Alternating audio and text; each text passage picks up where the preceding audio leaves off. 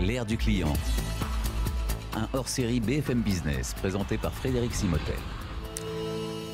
Arnaud Lecroix, donc vous êtes Chief Operation Officer au printemps, vous êtes aussi en charge de l'omnicanal. Justement, ces millennials, voilà, c'est votre cible aujourd'hui. Enfin, quand on entend ce que nous dit Clarisse Magnin sur leur comportement, voilà, comment vous essayez de vous adapter au printemps? Ce qu'on voit aujourd'hui, le printemps étant une start-up qui a fêté ses 150 ans l'année dernière. Voilà, c'est ce que j'allais vous dire. Il faut jouer avec la tradition maison, et avec ces enjeux. A une expérience physique de ces magasins qui est extrêmement importante et puissante et valorisée aujourd'hui.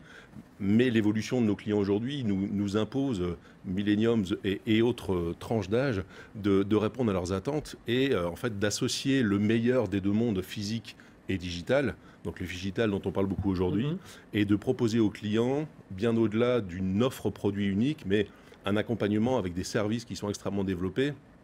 Pouvez-vous nous en donner quelques-uns, par exemple? C'est des prises de rendez-vous en ligne pour venir essayer les vêtements, pour venir faire des choix de vêtements. C'est la possibilité de faire retoucher son vêtement une fois acheté. Pour vous, alors forcément, je vous interromps, pardon Arnaud Lecroix, mais pour vous, au printemps, alors évidemment, vous avez des boutiques, donc vous allez les étirer, mais pour vous, c'est vraiment ça. Il faut jouer ce double jeu entre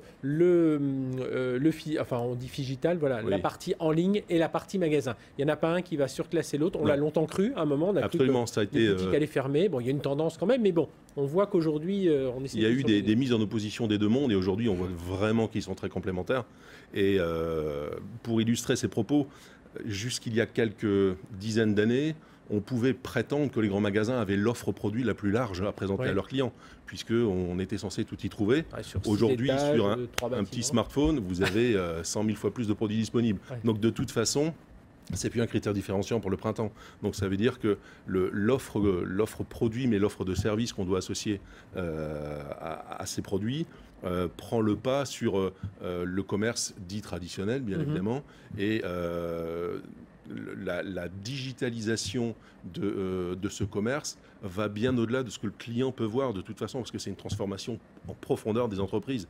Et aujourd'hui, le printemps est dans cette transformation, parce que du logisticien au comptable, en passant par le chef de marché, le chef de produit, l'approvisionneur, tout le monde est concerné par cette accélération des flux, par cette dématérialisation des échanges au service du client au travers d'une offre produit ou de service. Finalement, le magasin, ça devient un peu la vitrine, et puis derrière, vous essayez de combiner tout ça. Et je vous disais tout à l'heure, l'impact du digital au sein de l'entreprise, c'est à la fois qu'il faut continuer à attirer des nouveaux talents, et les millenniums ou les habitués de ces nouvelles technologies doivent continuer à venir enrichir, à venir renouveler une entreprise comme Printemps, start-up de 150 ans, mais en même temps, les process internes de l'entreprise doivent évoluer avec cette digitalisation. Et on a un site aujourd'hui qui est institutionnel, printemps.com, parce que une aussi évolution, une transformation de la digitalisation, c'est la production de contenu. Et là aussi, on avait aussi par le passé un peu opposé de la production de contenu digital avec un site purement marchand. Il y en a un qui était noble et l'autre un peu moins. Et aujourd'hui, on voit que l'un ne va plus sans l'autre. Et que cette production de contenu digital entraîne aussi une transformation de l'entreprise, parce que ces métiers d'enrichissement de la donnée ou de production de la donnée, c'est quelque chose qui était relativement inconnu dans des entreprises, en tout cas au printemps. On n'avait pas cette notion, on parle de digital factory aussi autour de ça, d'enrichissement de l'information pour que le client, que ce soit au travers du canal magasin ou au travers du canal Internet, puisse avoir les informations, comme d'habitude, dans l'immédiat qu'il souhaite pour pouvoir faire ses choix. Et donc, que ce soit des informations de service ou des informations de produits, il faut arriver à les renouveler, à les rendre attirants, à les faire évoluer. Rester dans la tendance, hein. Il faut essayer dans la mode les produits, enfin dans la mode pour les vêtements. On vend un produit ultra saisonnier, donc il faut absolument que l'ensemble de l'entreprise vive à ce rythme-là. Et vous imaginez, on consomme plus de 600 000 codes articles par saison au printemps.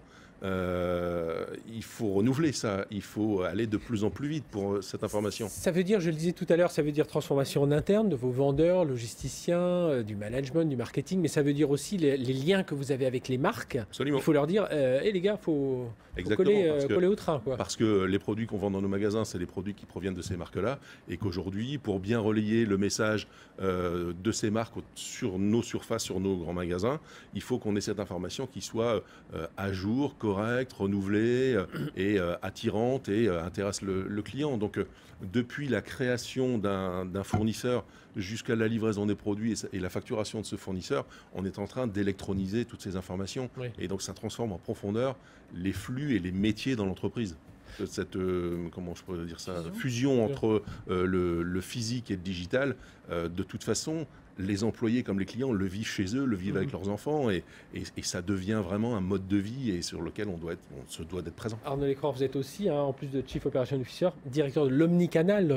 Vous êtes d'accord avec ce que dit Clarisse? Il faut jouer beaucoup plus. L'Omnicanal, c'est l'entreprise sans couture. C'est que le client aujourd'hui, il doit être capable de choisir le produit où qu'il se trouve, de se le faire livrer où il en a envie, de le retourner aussi dans le réseau où il en a envie, et le réseau au sens très large, ça peut être chez des partenaires, chez des prestataires logistiques. Et cette transparence de la relation va guider toute la transformation de l'entreprise. Parce que demain, la mobilité dont on parlait tout à l'heure, ça devient le standard de fait. Et que du coup, qu'on soit au travail, qu'on soit chez soi, qu'on soit en magasin, on veut avoir le même niveau de service, la même instantanéité dans l'information et puis le traitement de cette information. Je reviens sur ce que vous disiez aussi il y a 2 minutes en termes de data. C'est que je disais tout à l'heure que dans les nouveaux métiers qu'on peut voir, il y a les métiers d'enrichissement de la donnée, mais les métiers qui vont être capables d'analyser cette donnée et la quantité d'informations, c'est colossal. C'est colossal. BFM Business, hors série, l'ère du client.